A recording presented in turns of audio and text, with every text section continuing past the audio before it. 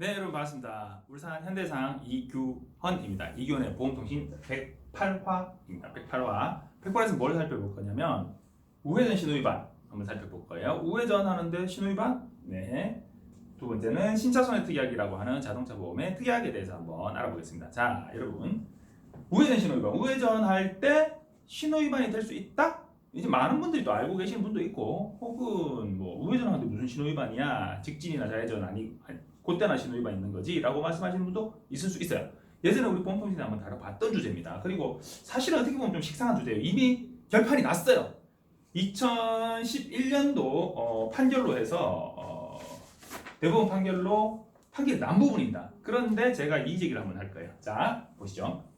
교차로 전 횡단보도가 있고요. 요거 내가 이쪽에서 우회전을 한다라고 치면 교차로 전 횡단보도 요거죠, 요거. 그리고 우회전 후 횡단보도가 있습니다. 그죠? 자, 어떤 차이가 있느냐부터 살펴봐야 되는 거죠. 어떤 차이가 있느냐? 교차로 전 횡단보도는 정지선과 횡단보도와 그리고 신호등이 있어요. 보행자 신호등이야 뭐 당연히 여기나 다 있는 거고, 횡단보도도 여기나 다 있는 거고. 그럼 뭐가 다르냐? 정지선과 신호등이 있는 거예요. 자, 우리 도로교통법 시행규칙 별표 제2 신호의 의미에서 적색, 청색 직진 또는 우회전할 수 있다. 황색 교차로에 이미 접어든 차는 빨리 빠져나가고 접어들기 전이면 서라. 우회전할 수 있다. 적색 접어들면 안 된다. 근데 우회전을 할 수 있다. 우회전 어떻게? 신호에 따라 진행하는 차마의 통행이 방해되지 않게 우회전할 수 있다. 그러니까 적황청 모든 신호에 차는 우회전할 수 있다라고 되어 있습니다. 그런데 그러니까 이 신호를 빼고 일단 요 부분 먼저 살펴보죠. 우회전 후에 만나는 횡단보도. 내가 우회전이면 요 횡단보도 신호일 수도 있고 아닐 수도 있어요. 왜냐면 여기가 만약 직진 신호야. 그러면 여기도 횡단보도 신호가 들어오지 않겠어요? 직진 신호에서 우회전을 이렇게 도는데 보행하는 사람들이 있네? 그럼 일단 서야죠. 서서 안전하게 횡단을 하는 것을 지켜보고 그리고 우회전을 해야 되는 거죠. 그런데 안전하게 우회전을 한다고 하는데 이 사람이 나오는 걸 내가 미처 못 봤어. 이제 억지하고 가는데 또 부딪혔어요. 그럼 어떻게 될까요? 여기 녹색 신호예요. 그러면 신호 위반이 아니고 요거는 횡단보도 사고예요. 보행자 보호 의무 위반 사고가 되는 거죠. 어쨌든 중과실이에요. 그래서 처벌을 받습니다. 그런데 여기가 녹색이에요. 보행자가 다 지나갔어요. 여기 서 있던 사람이 한 명뿐이야. 이쪽에는 없어. 이 사람 지나갔어. 중앙선 넘어서 갔어요. 잘 갔네 하고는 우회전 돌아갔어요. 경찰이 잡을 수 있어 없어? 못 잡아요. 보행자의 통행에 방해를 주지 않고 횡단보도를 지나가는 경우 보행자 보호 의무 위반은 아니라는 거예요. 그런데 가끔 이걸 좀 과잉 단속을 하시는 분들이 좀 있어서 그게 이제 막 인터넷에 떠돌면서 막 경찰을 욕먹이는 이런 경우가 발생하는 경우가 있긴 있는데, 자, 원칙적으로는 보행자의 통행에 방해가 되지 않았다면 이 차는 우회전을 할 수 있는 거예요. 여기가 녹색이라도. 그런데 교차로 전 횡단보도를 볼게요. 교차로 전 횡단보도는 그럼 왜 못 지나가냐? 여기 신호가 있고 여기 정지선이 있으니까 여기가 만약 청색이면 아까 같은 상황, 청색이면 지나갈 수 있어요. 지나갈 수 있는데 황색이면 요 정지선을 넘는 순간 신호 위반이 된다. 이 논리거든요. 적색이면 당연히 이거 지나가면 신호 위반이 된다라는 거예요. 그런데 그걸 한번 다툰 적이 있어요. 2009년도에 발생된 사고인데 아주 유명한 판결이에요. 여러분들 한번 찾아보시고 싶으시면 네이버에서 대법원이요. 2009도에 8222 요렇게 쳐보시면 나와요. 요 판결을 보실 때 뭘 보셔야 되냐면 그 판결을 보면 원심 판결이 있어요. 그러니까 지방법원에서 한 건데 그러니까 한번 상고한 거 그리고 다시 한번에서 이제 대법원까지 간 거죠. 그러니까 2심 판결, 1심 판결 이렇게 살펴보면 사고의 내용이 상세하게 좀 파악하실 수가 있어요. 그렇게 한번 보시는 것도 좋아요. 보시면 정지선을 지나서 이렇게 가서 여기서 횡단보도 한 8m 옆으로 지나가는 자전거하고 부딪힌 거예요. 근데 이거 신호위반이다라고 검사가 기소를 했는데 피해자 측에서는 가해자 측에서는 무슨 이거 신호 위반이냐? 신호 위반은 여기 지나왔기 때문에 이미 아니고 요거 이제 진행하는 차에 대해서 적색이니까 주의해서 가야 되는데 그러지 못한 그냥 일반 사고다라고 주장을 한 거예요. 그래서 1심 무죄, 2심 무죄, 3심 대법원에서 유죄. 이거 신호위반 맞다. 이 정지선을 제어하는 통제하는 범위에 있는 신호기가 적색이었고 정지선을 넘은 거기 때문에 이건 신호위반이다라고 판결을 내렸어요. 저는 불만이에요. 경찰청에서 이 판결 내려오고 나서도 경찰청에서 여기 보행자 신호에 우회전하는 차량 신호위반으로 잡지 않겠다라고 지침을 내린 적도 있어요.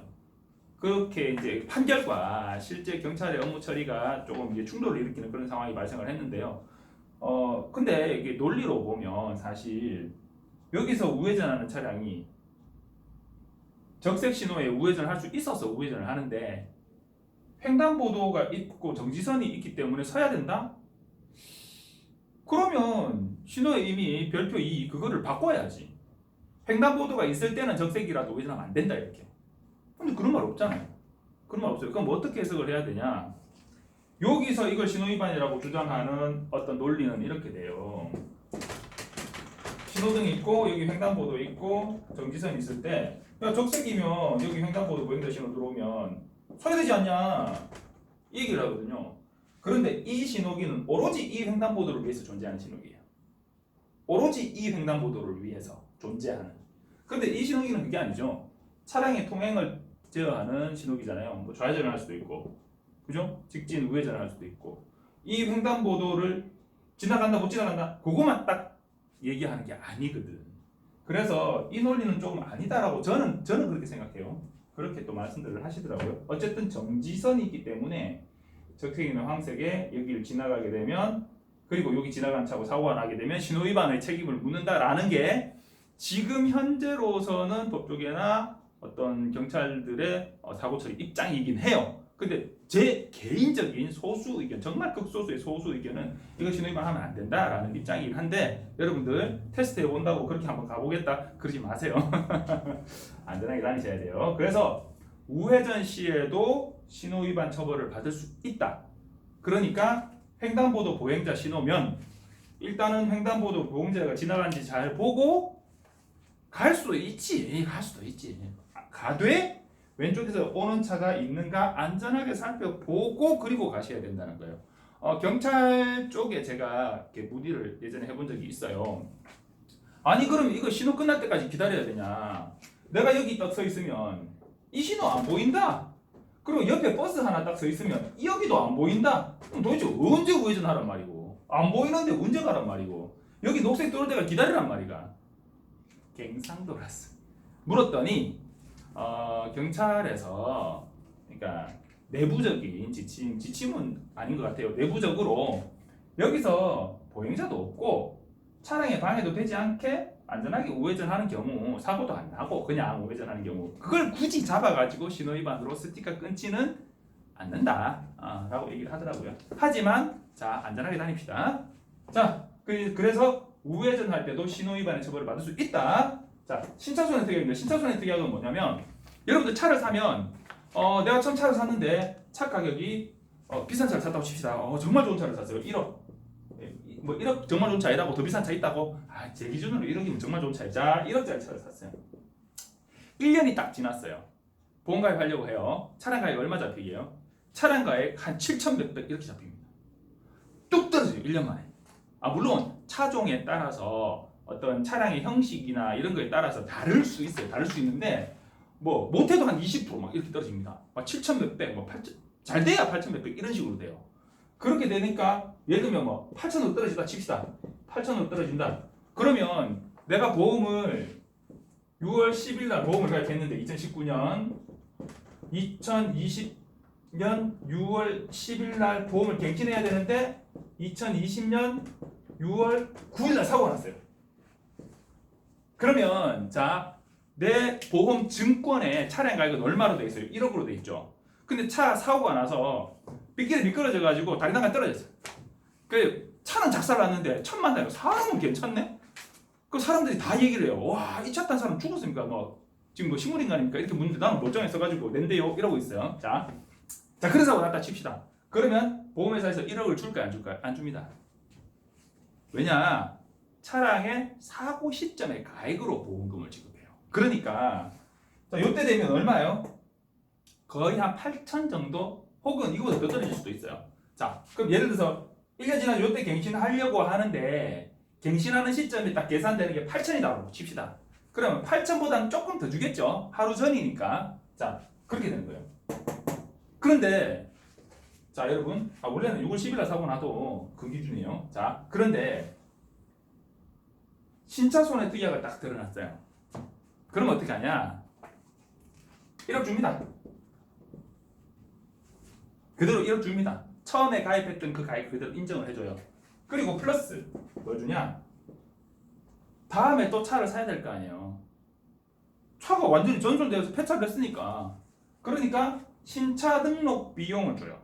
신차 등록 비용 얼마 주냐? 7% 한도 내에서 내가 1억짜리 차를 사가지고 폐차하고 1,000만짜리 차를 살 수도 있는 거 아니야. 사람 일이. 근데 똑같이 1억짜리 차를 샀다고 칩시다. 그러면 700 나오죠? 신차 등록 비용. 이렇게 지급을 해줍니다. 그리고 물론 뭐 렌트비 어쩌고저쩌고 뭐 지급되는 게 있는데 요걸 인정을 해준다는 거예요. 얼마 이익이에요? 2천만 원 이익이에요. 근데 내 차 그렇게 좋은 차냐? 내 차 2천만짜리 차야 그냥 막 기본적인 막 이런 차야. 2천만짜리 차야. 그래서 1년 지나면 이거 내려봐야 한 1,000, 한 700, 뭐 이런 식으로 내릴 거야. 한 300만 원 차이밖에 안 나. 그래도 얼마 차요? 300만 원 차이죠.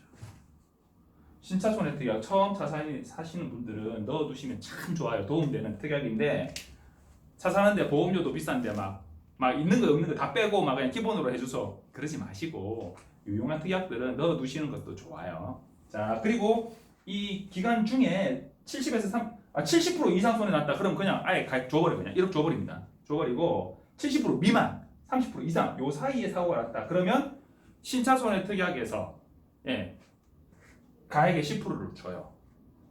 경락 손해는 타차에 해당되는데 내 차에 해당 안 되거든요. 근데 요 부분을 줍니다. 그러니까 요런 유용한 특약이 있으니까 활용을 해 보시고요. 대법원 이거 판결 요 판결이 난 날 똑같은 날 세 가지 우회전 신호 위반에 대한 판결이 있었어요. 두 개는 무죄, 하나는 유죄였는데 두 개는 뭐냐면 신호를 확인할 수 없는, 입증할 수 없는 사고였다. 그래서 무죄. 하나는 아예 신호 얘기가 없어요. 근데 편도 3차로 도로야. 편도 3차로 도면 분명히 신호가 있죠. 근데 신호 얘기가 아예 공소 사실에 없었어요. 그러니까 신호를 아직 아예 따지지를 않았어.